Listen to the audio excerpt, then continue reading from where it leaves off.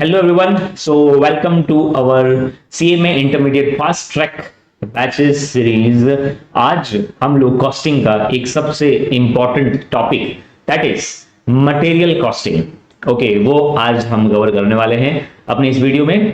Alright, so let's start. Okay guys, देखो material costing का जो चैप्टर है, मतलब अपने पास एलिमेंट्स ऑफ कॉस्ट में इन टोटल 3 चैप्टर्स है. Material costing, labour costing and overheads. इन तीनों चैप्टर्स में से 2 क्वेश्चंस का आना एकदम कंपलसरी है. ओके, 2 क्वेश्चन 7 मार्क्स के आपके आएंगे ही आएंगे. क्वेश्चन नंबर 2B में और क्वेश्चन नंबर 3A में. तीनों चैप्टर्स में से 2 क्वेश्चन आने वाले. ठीक है, सो आज जो हम चैप्टर कवर करने वाले हैं दैट इज मटेरियल कॉस्टिंग. ठीक है, तो स्टार्ट करते हैं. देखो, मटेरियल कॉस्टिंग में आप सभी ने पढ़ा हुआ है. एबीसी के हिसाब से जो सबसे इंपॉर्टेंट टॉपिक अगर मैं आपको बोलूं तो that is EOQ and levels of inventory. Most probably जो चांसेस हैं कि क्वेश्चंस अपने पूछे जाएंगे वो या तो ईओक्यू से पूछे जाएंगे या तो लेवल्स ऑफ इन्वेंट्री में से पूछे जाएंगे. सबसे ज्यादा चांसेस इन्हीं में से क्वेश्चन आने वाला है. ओके, बाकी cost per KG, inventory turnover ratio ठीक है, और ये valuation of history of inventory तो आएगा ही नहीं. आई डोंट थिंक कि कभी इसका चांस है कि ये क्वेश्चन एग्जाम में पूछा जाएगा. एज पर द ट्रेंड जो भी आईसीएमआई ने लास्ट 3, 4, 5 अटेम्प्ट के पेपर्स निकाले. ओके, ऑलराइट, तो सबसे पहले हम लोग समझते हैं EOQ, economic ordering quantity.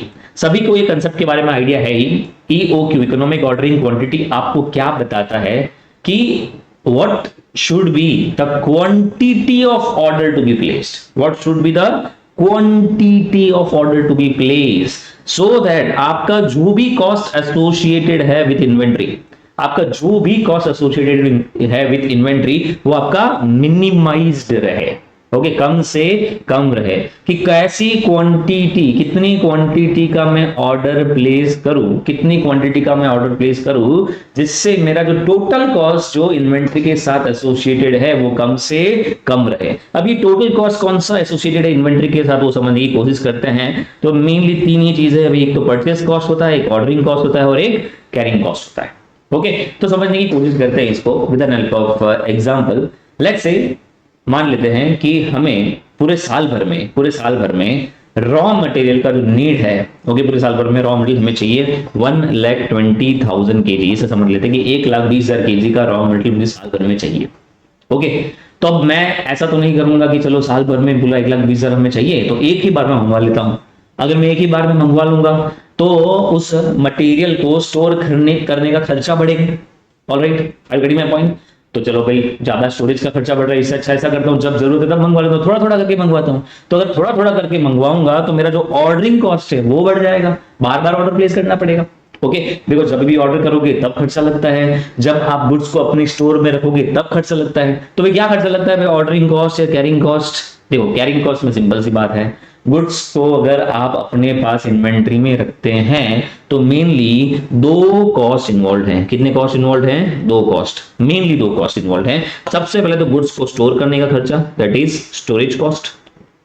Okay, and सबसे दूसरा इंपॉर्टेंट, वो जो रॉ मटेरियल अपने पास स्टॉक में पड़ा है उसमें जो अपना पैसा ब्लॉक है वो पैसा कहीं और अपन इन्वेस्ट करके पैसा कमा सकते थे, रिटर्न कमा सकते थे. That is your opportunity cost of funds invested in the stock of raw material. Okay, so हम दूसरा कॉस्ट जो है वो क्या मानते हैं? Opportunity cost.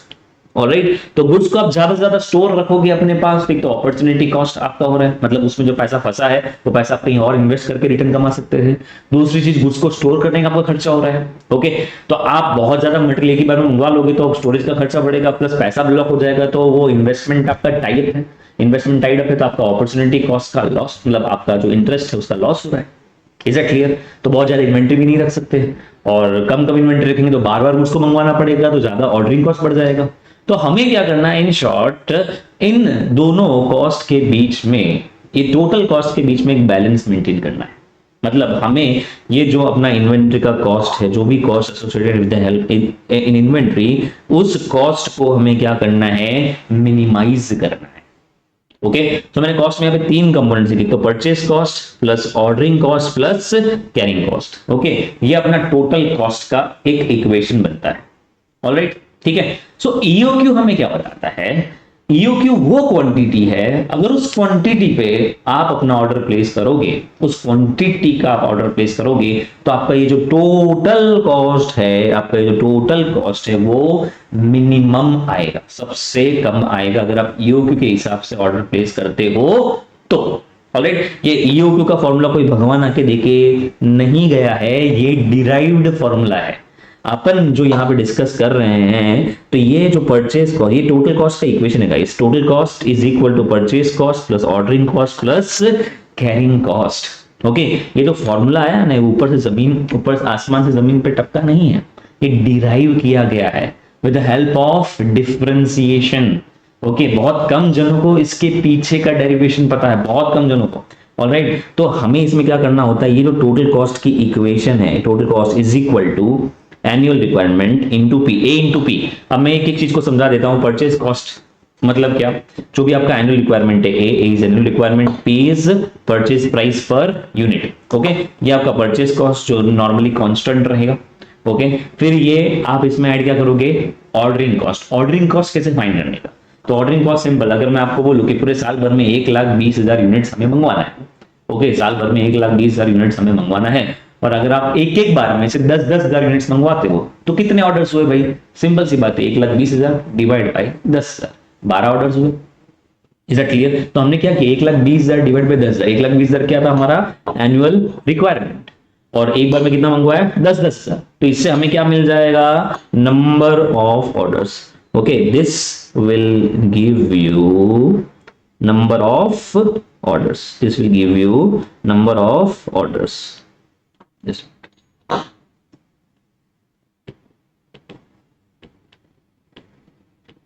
are getting my point? तो number of orders find करने के लिए simple A upon Q into O, O is ordering cost per order, O is ordering cost per order, is that clear?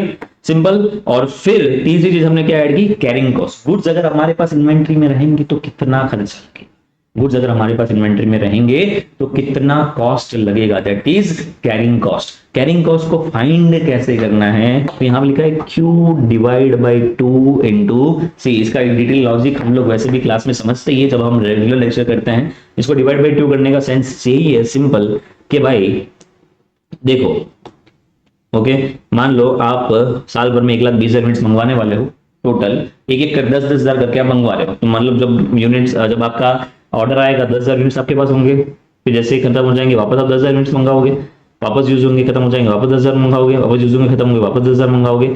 मतलब in short, मेरा जो inventory को carry करने का खर्चा है वो पूरे के पूरे 10,000 यूनिट्स पे थोड़ी लग रहा है, पूरे साल में पूरे 10,000 यूनिट्स पे लग रहा है क्या, नहीं, क्योंकि मेरे पास हमेशा 10,000 यूनिट्स मेरे स्टॉक में नहीं है। ओके, मेरे पास हमेशा मेरे स्टॉक में 10,000 यूनिट्स नहीं है, कभी 10 है, कभी 9 है, कभी 8 है, कभी 7 है, कभी 6 है, कभी 5 है, कभी 4 है, कभी 3 है, कभी 2 है, कभी 1 है। ऑलराइट, तो अगर आप इसका एवरेज निकालोगे, एवरेज कैसे निकालोगे, minimum maximum divide by 2, simple average निकालना है हमें। ओके, 10 + 0 डिवाइड बाई 2 मतलब क्वांटिटी डिवाइड बाई 2, इतना ही इन्वेंट्री हमारे पास पूरे साल भर में स्टॉक में रहने वाला है, जिसके ऊपर हमें खर्चा लगता है, उतना ही इन्वेंट्री। 10 कभी 10 है, कभी 9 है, कभी 8, मतलब एवरेज कितना है पूरे साल भर में, 5,000 इन्वेंट्री। अगर आप 10,000 मंगवाते हो तो 5,000 इन्वेंट्री आपके पास स्टॉक में रहती है पूरे साल भर में। Are you getting my point? Okay, तो जितनी इन्वेंट्री स्टॉक में रहेगी उसी के ऊपर खर्चा लगेगा, उसी के ऊपर उसको स्टोर करना पड़ेगा, स्टोरेज का खर्चा, उसका अपॉर्चुनिटी कॉस्ट आएगा, क्योंकि उसमें पैसा ब्लॉक है हमारा, तो वो फंड का interest cost, that becomes your opportunity cost. तो गुड्स को कैरी करने का ये कॉस्ट। Is that clear? इसलिए हम लोग क्या करते हैं, Q डिवाइड बाई 2 करते हैं, Q डिवाइड बाई 2 इंटू, जितना मंगवाओगे उतना हमेशा आपके स्टॉक में नहीं रहेगा, आपके स्टॉक में आपका उसका Q डिवाइड बाई 2 एवरेज रहेगा। इंटू सी का मतलब क्या हुआ, carrying cost per unit per annum, मतलब एक यूनिट को कैरी करने का, एक यूनिट को पूरे साल भर कैरी करने का कितना खर्चा लगता है, जनरली हमेशा एक क्वेश्चन में दिया रहता है, वो भी in the form of percentage दिया रहता है, 10%, 5%, 15%। वो परसेंटेज हमें अप्लाई किस पे करना होता है, purchase price of the unit पे अप्लाई करना होता है। किस पे अप्लाई करना होता है, purchase price per unit. Is that clear everyone? Okay, वो परसेंटेज का कैलकुलेशन हमारे सिलेबस में कोई इंक्लूडेड नहीं है, आपको सिंपल एग्जाम बहुत ज्यादा दिमाग नहीं लगाना है, वो परसेंटेज को अप्लाई कर देना है अपने परचेज प्राइस के ऊपर। Is that clear guys? Okay, alright, so simple हम क्या कर रहे हैं, ईओक्यू वापस economic ordering quantity, EOQ states that आपको कितना क्वांटिटी का ऑर्डर प्लेस करना है एक बार में, जिससे कि आपका ये जो पूरा कॉस्ट जो इन्वेंट्री के साथ एसोसिएटेड है वो मिनिमाइज हो, क्या हो, मिनिमाइज हो। Is that clear? ऑलराइट, तो इस ये जो formula EOQ under root 2AO upon C जो डिराइव हुआ है, वो डिराइव कैसे हुआ, मैं अगर आपको ओवरव्यू दूं तो इसी चीज का, अगर भाई किसी भी चीज का मिनिमम निकालना हो तो आपने एक डिफरेंशिएशन का चैप्टर पढ़ा होगा, ओके। उसमें हम लोग क्या करते हैं, अगर कोई चीज को इक्वेशन का मिनिमम हमें निकालना हो तो हम उसको डिफरेंशिएट करते हैं, फर्स्ट ऑर्डर डेरिवेटिव उसको निकालते हैं, फर्स्ट ऑर्डर डेरिवेटिव निकाल के उसको second order derivative, first order derivative निकाल के उसको जीरो से कंपेयर करते हैं, गेटिंग माय पॉइंट, और फिर उसी का सेकंड ऑर्डर डेरिवेटिव वापस हम निकालते हैं और फिर चेक करते हैं कि अगर नेगेटिव में आ रहा है तो मैक्सिमम आंसर आएगा, पॉजिटिव में आ रहा है तो मिनिमम आंसर आएगा। Are you getting my point? तो डिफरेंशिएशन अगर आप इसका फर्स्ट ऑर्डर डेरिवेटिव निकालोगे, फिर उस फर्स्ट ऑर्डर डेरिवेटिव जीरो से कंपेयर करोगे, तो आपका फॉर्मूला कुछ ये बनेगा, Q quantity into is equal to under root 2 into A upon C। इसको मैं रेगुलर क्लास में पूरा डिस्कस करता हूं, ये फॉर्मूला आया कैसे है। Is that clear? अब ये रिवीजन बैच है तो हम इस चीज को भी डिस्कस नहीं करेंगे। Is that clear? ओके, और ईओक्यू में सबसे इंपॉर्टेंट एजम्पशन ये है कि जो एनुअल रिक्वायरमेंट है, ऑर्डरिंग कॉस्ट पर ऑर्डर है, carrying cost per unit per annum है, परचेज प्राइस, ये सारे की सारी चीजें क्या है, कांस्टेंट है, ये कभी चेंज नहीं होगी। अगर ये चेंज हो रही है क्वांटिटी के हिसाब से तो ईओक्यू का फॉर्मूला अप्लाई नहीं कर सकते, सिंपल सी चीज है। अगर ये चेंज हो रही है, ओके, अगर ये चेंज हो रही है क्वांटिटी के हिसाब से तो ये फॉर्मूला अप्लाई नहीं होगा। इस फॉर्मूला का बेसिक एजम्पशन यही है कि AOCP, A annual requirement, O ordering cost per order, C carrying cost per unit, P purchase price per unit, ये सारी की सारी चीजें क्या है, कांस्टेंट है। Is that clear? ओके, तो ये अपना ईओक्यू का कंसेप्ट है। ओके, ऑलराइट, ऑर्डरिंग कॉस्ट कैसे निकालते हैं, simple, A upon Q into O, carrying cost कैसे निकालते हैं, Q upon 2 into C। Is that clear? आप अगर EOQ लेवल पे अपना ऑर्डर प्लेस करोगे तो आपका जो टोटल कॉस्ट आएगा वो मिनिमम आएगा। और इसके अलावा आप कोई भी लेवल ले लोगे, और इसके अलावा आप कोई भी लेवल ले लोगे तो आपका कॉस्ट, आपका टोटल कॉस्ट है EOQ लेवल के कॉस्ट से तो ज्यादा ही आएगा। सिंपल सी बात है, सिंपल सा फंडा है। इसके अलावा कोई ऐसा लेवल नहीं है, EOQ के अलावा कोई ऐसा लेवल नहीं जिस पे कॉस्ट कम हो सकता है। Is that clear everyone? तो ये इसका कंसेप्ट है EOQ का। अब हम फटाफट से कुछ क्वेश्चंस देखेंगे, जैसे EOQ के सारे क्वेश्चंस डिस्कस हमारे हो जाएंगे और एग्जाम रिलेवेंट हमारी प्रैक्टिस भी हो जाएगी। Okay, so let's start.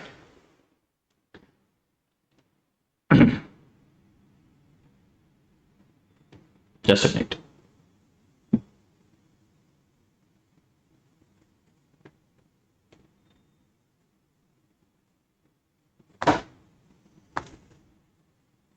Okay, now directly moving to question number 3 of our worksheet. ये वर्कशीट में जो भी हम लोग अपने क्लासेस में बुक प्रोवाइड कर रहे हैं उसी से हम सॉल्व करवा रहे हैं। इतने क्वेश्चंस अगर आप प्रैक्टिस करोगे तो एग्जाम लेवल के सारे क्वेश्चंस प्रैक्टिस हो जाएंगे, उतने आपको करने की जरूरत है कंसेप्ट के हिसाब से, और प्रैक्टिस के लिए आप एडिशनल क्वेश्चंस और जो भी अपने वर्कशीट में वो कर सकते हैं। ठीक है, ऑलराइट, मैं पढ़ रहा हूं सबसे पहला क्वेश्चन नंबर 3।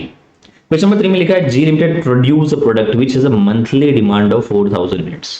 अच्छा, एक चीज और क्लियर कर देता हूं मैं, EOQ कंसेप्ट में क्वेश्चंस पे बढ़ने से पहले हम लोग जो EOQ का कंसेप्ट पढ़े हैं, ओके, वो रॉ मटेरियल कितना परचेज करना चाहिए वो हमें बता रहा है, कितना क्वांटिटी रॉ मटेरियल परचेज करना चाहिए। रॉ मटेरियल, हम फिनिश गुड्स नहीं परचेज करते हैं गाइस, हम मैन्युफैक्चरिंग यूनिट हम रॉ मटेरियल परचेज करेंगे, उसको प्रोसेस करके उसको फिनिश बनाएंगे। लोग, सही बोल रहा हूं, ये चीज समझते ही नहीं है, बहुत कंफ्यूजन होता है बच्चों एनुअल रिक्वायरमेंट कैलकुलेट करते टाइम। वो फिनिश गुड्स का एनुअल रिक्वायरमेंट ले लेते हैं, भाई फिनिश गुड्स थोड़ी ना हमें परचेज करना है, फिनिश गुड्स तो हम बनाएंगे with help of raw material. तो ये जो EOQ का कंसेप्ट आप पढ़ रहे हो, it is to determine what is the quantity of order is to be placed for raw material, not for finish goods. ये चीज प्लीज गौर करिएगा, बहुत जन इसमें मिस्टेक करते हैं। ठीक है, तो यहां पे लिखा है कि ये प्रोडक्ट प्रोड्यूस करते हैं जिसका डिमांड 4000 यूनिट्स है, भाई प्रोडक्ट का डिमांड 4000 यूनिट्स है, रॉ मटेरियल नहीं है। ठीक है, and the product requires a component tax. अब ये प्रोडक्ट बनाने के लिए कंपोनेंट टैक्स चाहिए, तो हम कंपोनेंट टैक्स मंगवाएंगे गाइस, प्रोडक्ट नहीं मंगवाएंगे। ठीक है, which is purchased at a rate of ₹20। ठीक है, for every finished product 2 units of component X are required, ठीक है, वो प्रोडक्ट को प्रोड्यूस करने के लिए 2 यूनिट कंपोनेंट एक्स के हमें रिक्वायर्ड, ठीक है। तो एनुअल रिक्वायरमेंट जो होगा हम प्रोडक्ट का नहीं निकालेंगे, रॉ मटेरियल का निकालेंगे। रॉ मटेरियल क्या है? Component x. Is that clear?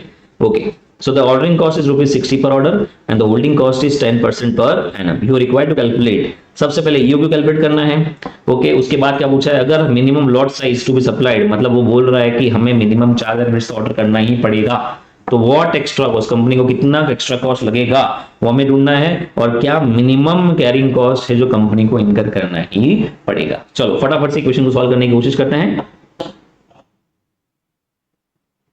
सो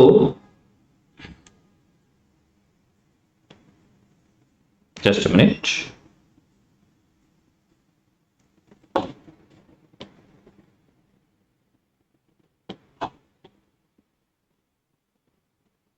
एक मिनट।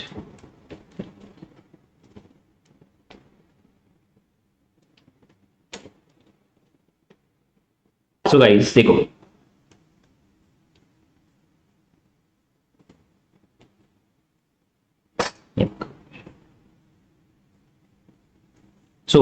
फटाफट से सबसे पहला जो इन्होंने पूछा है EOQ फाइंड करना है, ओके। सो कैसे इसको प्रेजेंट करोगे, साथ साथ में समझ के चलते हैं। Question number 3, okay, calculation of EOQ, economic ordering quantity is equal to under root 2 into A upon C, okay. आप अगर एग्जाम में डायरेक्टली A O और C ऐसे यूज करोगे नहीं चलेगा गाइस, इसको आपको डिफाइन करना पड़ेगा, इनको आपको डिफाइन करना पड़ेगा, ओके। तो डिफाइन करेंगे कैसे? A is equal to annual requirement, O is equal to ordering cost per order, C is equal to carrying cost per unit per annum, ये सब डिफाइन करिएगा, प्लीज इसको शॉर्टकट मत मारिएगा, ठीक है। अभी रिवीजन बैच है, हम इसको डिस्कस नहीं कर रहे हैं। सो वापस फटाफट से इसका EOQ निकाल लेते हैं। 2 इंटू इसका एनुअल रिक्वायरमेंट मैंने जस्ट आपको बताया गाइस, इसका जो एनुअल रिक्वायरमेंट आएगा, अभी ये 4000 यूनिट्स हम नहीं लेंगे, हमें पता है 4000 यूनिट्स बनाने के लिए 2 यूनिट्स कंपोनेंट एक्स के लगते हैं। 4000 इंटू 2 8000, 8000 महीने का हुआ तो साल का कितना हुआ? 8000 into 12 96,000। Is it clear? So 96,000 अपना एनुअल रिक्वायरमेंट आएगा। ऑर्डरिंग कॉस्ट पर ऑर्डर जो है वो क्वेश्चन में दिया है 60 पर ऑर्डर, और carrying cost per unit per annum 10% आपको कैरिंग कॉस्ट लिखा हुआ है। कितना परसेंट लिखा हुआ है? 10%। तो 10% आप किस पे अप्लाई करोगे?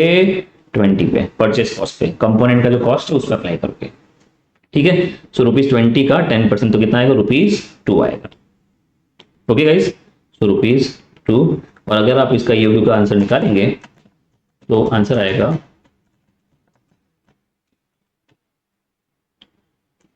2400 units, 2400 units. Is that clear guys? Okay, ये आपका EOQ का आंसर आ गया है।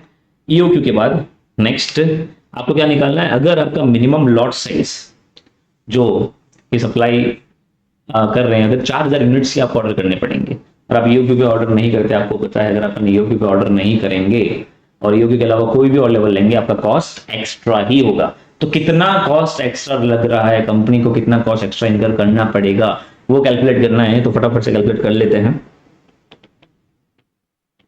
कैलकुलेशन ऑफ एक्स्ट्रा कॉस्ट, तो कॉस्ट जो खर्चा एक्स्ट्रा आएगा वो तो सिंपल सी बात है, ऑर्डरिंग कॉस्ट और कैरिंग कॉस्ट में आएगा। परचेज कॉस्ट में यहाँ पे कोई डिस्काउंट है नहीं, तो मैं परचेज कॉस्ट तो लूँ, जो भी एक्स्ट्रा लगेगा वो किस में आएगा? ऑर्डरिंग कॉस्ट और कैरिंग कॉस्ट में आएगा, ठीक है। सो सिंपल फाइंड करते हैं at 2400 and at 4000 units, okay. सबसे पहले अपन ऑर्डरिंग कॉस्ट ले लेते हैं। तो ऑर्डरिंग कॉस्ट यहाँ पे कितना आएगा? ऑर्डरिंग कॉस्ट फाइंड करने के लिए A upon Q, annual requirement अपना क्या है इस क्वेश्चन में? अपना जो एनुअल रिक्वायरमेंट है that is 96,000, and 96,000 divide by quantity पर में कितना ऑर्डर कर रहे हैं? 2400 into ordering cost per order. Ordering cost per order कितना है? ₹60। तो that is equal to, it will be 2400 rupees, just a minute, rupees 2400. Is that clear? Okay, and next अगर 4000 ऑर्डर करेंगे तो 96,000 divide by 4000 into rupees 60. So the answer will be, orders बच रहे हैं, कम ही आएगा ऑर्डरिंग कॉस्ट. ओके, 1440 रुपए. Is that clear guys?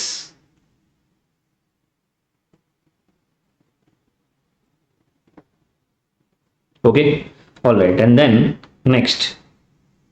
Next आपका अभी क्या निकालेंगे अपन? Carrying cost. अगर इसमें अपन कैरिंग कॉस्ट कैलकुलेट करेंगे, कैरिंग कॉस्ट कैलकुलेट करने के लिए Q डिवाइड बाई 2. Q यहाँ पे कितना है? 2400 डिवाइड बाई 2, और कैरिंग कॉस्ट पर यूनिट कितना है? 2. आंसर क्या आएगा? 2400. अपने को पता ही होगा कि ईओक्यू लेवल पे आपका हमेशा ऑर्डरिंग कॉस्ट और कैरिंग कॉस्ट क्या रहता है? इक्वल रहता है. ईओक्यू लेवल पे हमेशा ऑर्डरिंग कॉस्ट कैरिंग कॉस्ट क्या रहता है? इक्वल. ये चीज इंफॉर्मेशन भी इंपॉर्टेंट है, इसको भी प्लीज आप ध्यान रखिएगा. ठीक है. एंड नाउ अगर यहाँ पे अगर अपन देखें 4000 डिवाइड बाई 2 इंटू 2, तो आंसर आएगा 2000. तो जो एक्स्ट्रा कॉस्ट कंपनी को इनकर करना पड़ रहा है, यहाँ पे 4800 लग रहा है कॉस्ट, और यहाँ पे टोटल 3400, सॉरी कुछ गलती करी, यहाँ 4000 आएगा, सॉरी गाइस, 4000. ओके, सो यहाँ पे जो आंसर आएगा, ओके, यहाँ पे आंसर आएगा 5440. So the extra cost the company has to incur is 640 rupees. Is that clear guys? All right. Okay, तो सिंपल सा क्वेश्चन.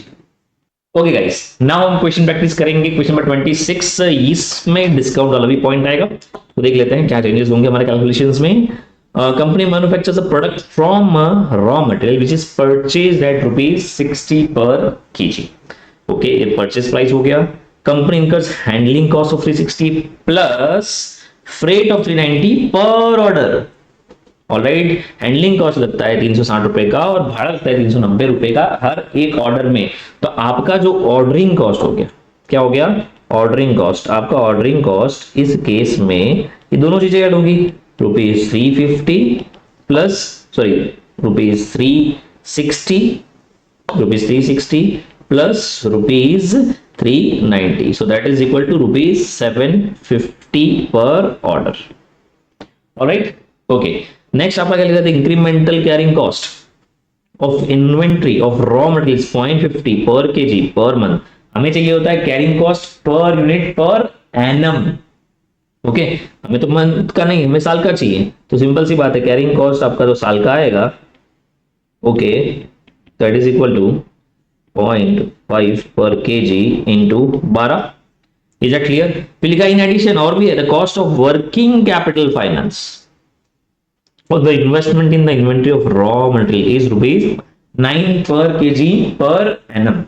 ओके, मतलब सिंपल भाई, पैसा जो इन्वेंट्री में फंसा हुआ है उस पर जो ब्याज लगता है, उस ब्याज का खर्चा ₹9 पर केजी. ठीक है, ऑलराइट. सो ₹9 पर केजी ये हुआ. सो आपका टोटल कॉस्ट आ जाएगा ₹15 पर केजी.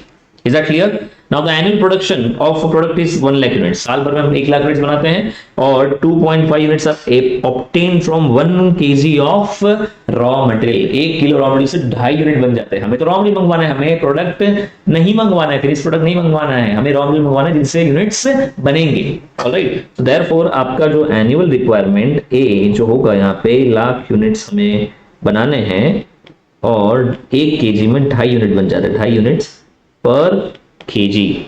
ओके, तो सिंपल आपका जो आंसर आएगा दैट विल बी 40,000 केजी. ये आपका एनुअल रिक्वायरमेंट हो गया. ओके, सो फाइंड क्या करना है? ईओक्यू फाइंड करना है. तो सिंपल सी बात है सब. चलो फटाफट स्टार्ट करते हैं. फाइंड करना EOQ.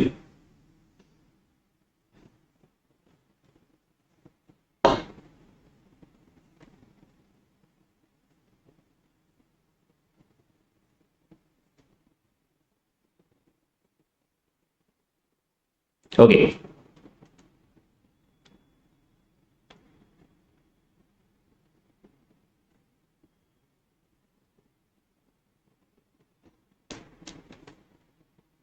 Okay, so first of all हम लोग फाइंड करेंगे EOQ.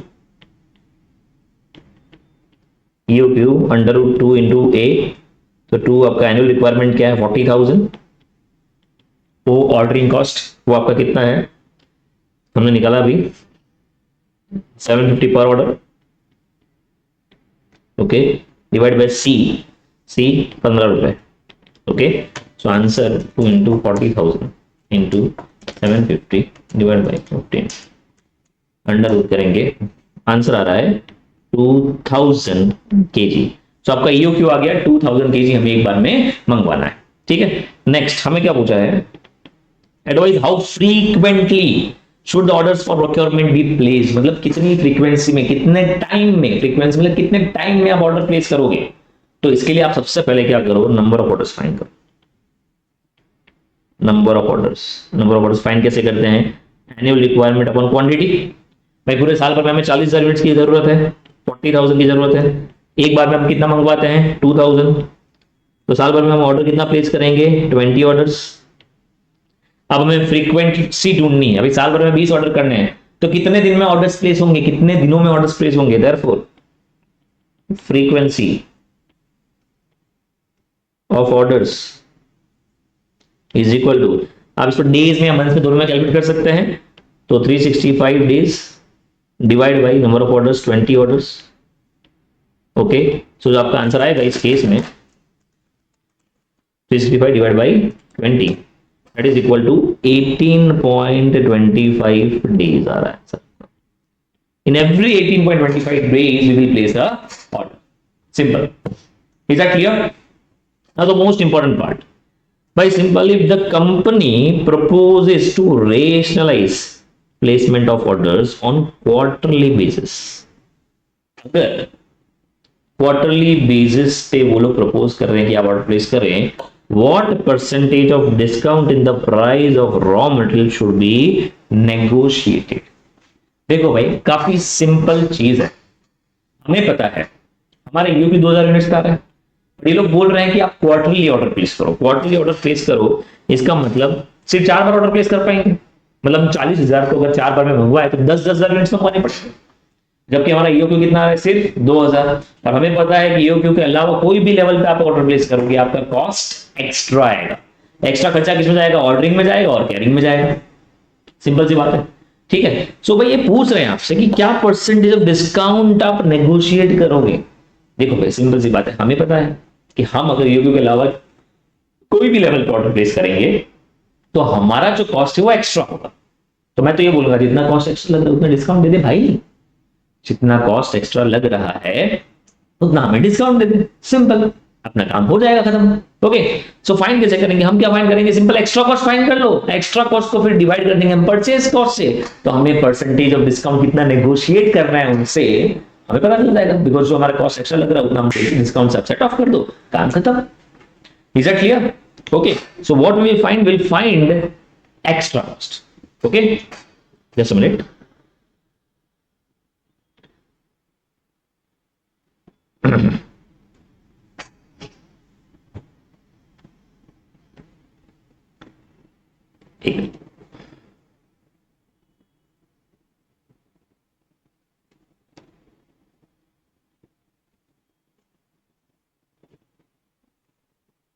So, third, calculation of extra cost and discount to negotiate।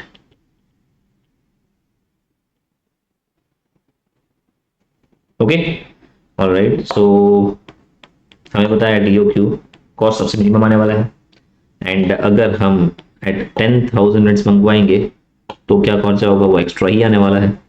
Simply extra cost कहाँ जाएगा, अपने कैरिंग कॉस्ट, ऑर्डरिंग कॉस्ट में, देयरफॉर ऑर्डरिंग कॉस्ट कैसे अपन निकालेंगे, ए अपॉन क्यू। सो यहाँ पे एनुअल रिक्वायरमेंट आपका जो है वो सेम ही है 40,000 डिवाइड बाई 2,000 इंटू एक बार ऑर्डर करने का जो खर्चा है अपना वो 750 है। ठीक है, 40,000 डिवाइड बाई 2,000 इंटू 750, खर्चा पड़ रहा है हमें 15,000 रुपए का। ठीक है, ऑलराइट, अगर 10,000 मंगवाते हैं तो ऑर्डरिंग कॉस्ट आपका सेव होगा, 40,000 डिवाइड बाई 10,000, 4 ही ऑर्डर करने पड़ेंगे हमें, इंटू ₹750 पर ऑर्डर, तो 750 इंटू 4, हमारा खर्चा कितना लगेगा, सिर्फ 3,000 रुपये। ठीक है, फिर आपकी बात आई कैरिंग कॉस्ट की, तो कैरिंग कॉस्ट में सिंपल कैरिंग कॉस्ट आपका 2000 अपन मंगवाएंगे, 2000 divide by 2 into carrying cost क्या है 15। हमें पता है यूपी पे वैसे भी खर्चा क्या आने वाला है, कैरिंग कॉस्ट ऑर्डरिंग कॉस्ट क्या रहने वाला है सेम, अगर आप कैलकुलेट करोगे तो भी 15,000 ही आएगा, ठीक है। और यहाँ पे अगर आप 10,000 मंगवा रहे हैं एक बार तो आपका कैरिंग कॉस्ट बढ़ेगा, 2000 divide by 2 into 15, okay, that is 5000 into 15 75,000, okay. So यहां आपका टोटल खर्चा आ रहा है 30,000 और यहां आपका टोटल खर्चा आ रहा है 78,000। तो हम क्या करेंगे, इन दोनों के बीच में जो डिफरेंस है वो हमारा एक्स्ट्रा कॉस्ट है, 78,000 माइनस 30,000। तो कितना हमें एक्स्ट्रा कॉस्ट लग रहा है 48,000। जितना हमें एक्स्ट्रा कॉस्ट लग रहा है उतना हम डिस्काउंट डिमांड कर लेते हैं, ठीक है। सो 48,000 को आप अगर परचेज से कंपेयर करो, अपना जो टोटल परचेज एनुअल परचेज है वो कितना है भाई 40,000 है ना। तो आप एक काम करिए, सिंपल 48,000 को डिवाइड करिए, एनुअल परचेज अपना 40,000 का है, आपका तो परचेज प्राइस 60 है, 40,000 into 60, okay 24 lakh,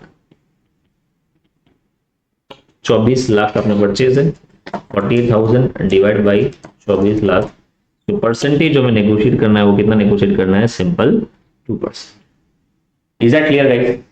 So this is how you can solve, okay, the question of EOQ with discount। पर इसमें डिस्काउंट परसेंटेज के हिसाब से कुछ पूछा नहीं था, डिस्काउंट कितना नेगोशिएट हमें करना है वो पूछ रहे हैं। Are you getting my point guys? All right, okay, now ये सम हो गया, सम नंबर 26। अभी 26 के बाद हम डिस्कस करेंगे क्वेश्चन नंबर 27। इसमें एक एडिशनल पॉइंट, मतलब वही डिस्काउंट का जो पॉइंट डिस्कस किया इसमें भी है, देख लेते हैं क्या है। X limited is manufacturing a special product which requires the component sky blue. वो प्रोडक्ट बनाना है, इसके लिए स्काई ब्लू चाहिए, sky blue is a raw material, ठीक है। Following particulars are available for the year ended March 26। Demand इसका 12,000 units है, ठीक है। एनुअल डिमांड स्काई ब्लू का तो एनुअल रिक्वायरमेंट हो गया। ऑर्डर प्लेसिंग कॉस्ट 1800 है, वो मिल गया हमें।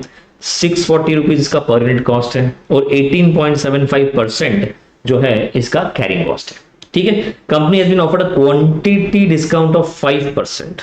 क्वांटिटी डिस्काउंट 5% का ऑफर है, okay, provided order size is 3000 components at a time. अगर हम 3000 कंपोनेंट्स एट अ टाइम मंगाएंगे तो आपको क्वांटिटी डिस्काउंट मिलेगा, ओके। सो हमें करना क्या, एक तो ईओक्यू फाइंड करना है और एक ईओक्यू फाइंड करना है और advise whether this discount should be accepted और नॉट। तो सिंपल, सबसे पहले चलो फाइंड कर लेते हैं अपन ईओक्यू, ओके। सो ईओक्यू के केस में अंडर रूट 2 इंटू ए, एनुअल रिक्वायरमेंट 12,000, ओ ऑर्डरिंग कॉस्ट 1800 और सी कैरिंग कॉस्ट 640 का 18.75%, ओके। सो कितना आ जाएगा 120। अगर आप इसका आंसर कैलकुलेट करोगे तो और इसका अंडर रूट आंसर आएगा आपका 600 यूनिट्स। आपका ईओक्यू आ रहा है 600 यूनिट्स। चलो फर्स्ट रिक्वायरमेंट हो गया 600 यूनिट्स। अब इन्होंने क्यों बोला, क्या है डिस्काउंट ऑफर एक्सेप्ट करना चाहिए कि नहीं करना चाहिए, ऐसा ये पूछ रहे हैं। तो भाई उसके लिए हमें पता है कि हम 3000 पे जाएंगे, ईओक्यू 600 आ रहा है तो एक्स्ट्रा कॉस्ट इनकर होने ही वाला है, ठीक है। ऑलराइट, सो एक्स्ट्रा कॉस्ट अगर आपका ये एक्स्ट्रा कॉस्ट डिस्काउंट से सेट ऑफ हो रहा है, मतलब आपको यहाँ पे कॉस्ट बेनिफिट एनालिसिस करना है, कितना आपका कॉस्ट एक्स्ट्रा लग रहा है और कितना आपको डिस्काउंट मिल रहा है। अगर डिस्काउंट ज्यादा मिल रहा है, कॉस्ट कम है, तो आपको ऑफर एक्सेप्ट कर लेना चाहिए। एक्स्ट्रा कॉस्ट ज्यादा, डिस्काउंट कम मिल रहा है तो ऑफर को रिजेक्ट कर देना चाहिए। Is that clear? Simple cost benefit analysis हमें इसमें करना है, ओके। सो सिंपल मैं आपको बता देता हूँ कि जैसे इसका कैलकुलेशन होगा, ओके। मैंने यहाँ पे पूरा वर्किंग नोट बना के ही रखा है, सो इसको फटाफट क्विकली देख लेते हैं। 600 यूनिट्स पे और 3000 यूनिट्स पे परचेज कॉस्ट, इसमें परचेज कॉस्ट आपको लेना पड़ेगा guys, okay. Purchase cost because यहाँ पे at 600 units purchase price is 640 and at 3000 units purchase price is at 5% discount, okay.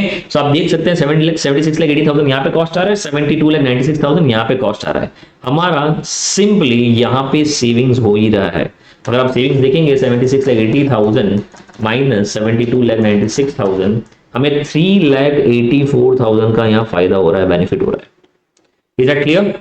Alright, okay, next अगर देखिए ऑर्डरिंग कॉस्ट, ऑर्डरिंग कॉस्ट में भी बचत होगी बिकॉज 3000 यूनिट्स अगर हम मंगवाते हैं तो ऑर्डर्स कम करने पड़ेंगे, 600 यूनिट्स में ऑर्डर्स ज्यादा होंगे, इसमें से 4 ऑर्डर्स होंगे, इसमें ऑर्डर्स ज्यादा होंगे।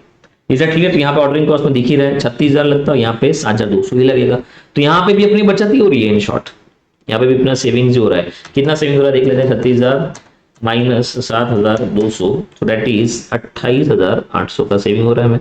ओके, यहाँ पे भी फायदा। ओके, नाउ जो मेन लॉस है वो कहां पे होगा, कैरिंग कॉस्ट, बिकॉज इन्वेंट्री को कैरी हमें ज्यादा करना पड़ेगा। ठीक है, तो देख लेते हैं कैरिंग कॉस्ट, और कैरिंग कॉस्ट फाइंड करते टाइम ही आपको बहुत सतर्क रहना है इस क्वेश्चन में। वही एक मेन चीज है कि भाई यहाँ पे जो कैरिंग कॉस्ट होगा वो तो 120 है, ठीक है, 600 यूनिट्स पे कैरिंग कॉस्ट 18.75%, आप 640 पे लगाओगे, ठीक है, लेकिन guys okay the thing is यहाँ पे जब आप कैरिंग कॉस्ट कैलकुलेट करेंगे, यहाँ पे जब आप कैरिंग कॉस्ट कैलकुलेट करेंगे तो आप 640 पे 18.75% नहीं करेंगे, आप 640 का -5% करना मत भूलना, 640 इंटू 0.95 इंटू 0.1875, यहाँ पे मेन गलती होती है, ये चीज से आपको बचना है, इसी के लिए मैंने आपको क्वेश्चन करवाया है।